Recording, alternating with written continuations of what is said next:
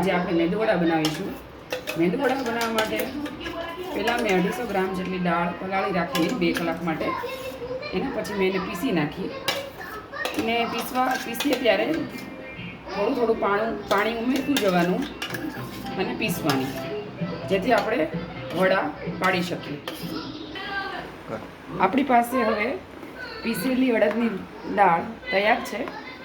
હવે આપણે આમાં બધા મસાલા ઉમેરીશું, જેમાં મારી પાસે છે આદુ, લસણ અને મરચાંની કટકી.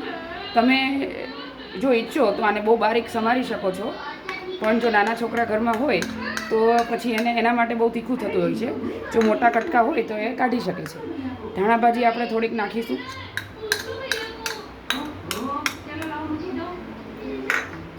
અને આ મરી અને જીરાનો ભૂકો છે. આ બધાને બહુ સારી રીતે આપણે ભેળવી લઈશું.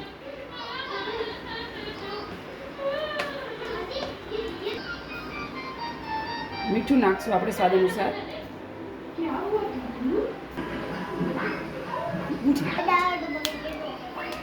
આપણે બધો મસાલો અડદની દાળની પેસ્ટમાં બધું મિક્સ કરી લીધો છે. અને તેલ પણ મેં ગરમ મૂકી દીધું છે અને તેલ થઈ ગયું લાગે છે. હવે આપણે વડા પાડીશું. પહેલાં 2 હાથ આપણે પાણીવાળા કરી લઈશું.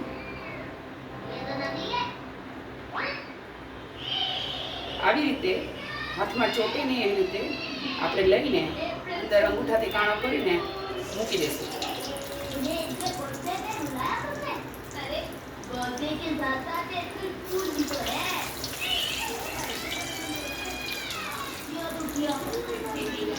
એકદમ બહાર જેવા સરસ કાણાવાળા તમે મેંદુવડા બનાવી શકો છો.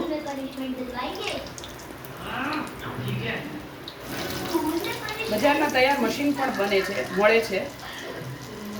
એનો ઉપયોગ પણ તમે આમાં કરી શકો છો.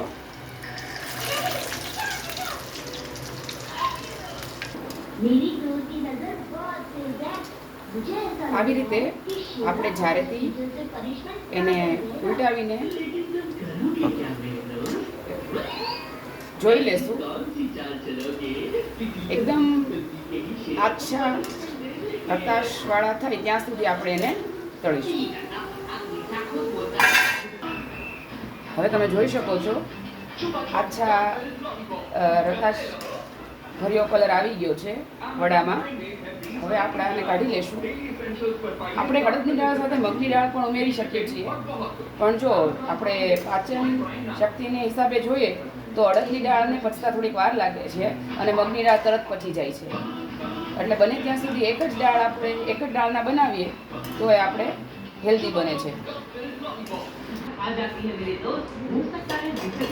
ચટપટા વડા આપણા તૈયાર છે. આપણે આને ચા સાથે, ચટણી સાથે, સંભાર સાથે ખાઈ શકીએ છીએ અને મજા માણી શકીએ છીએ.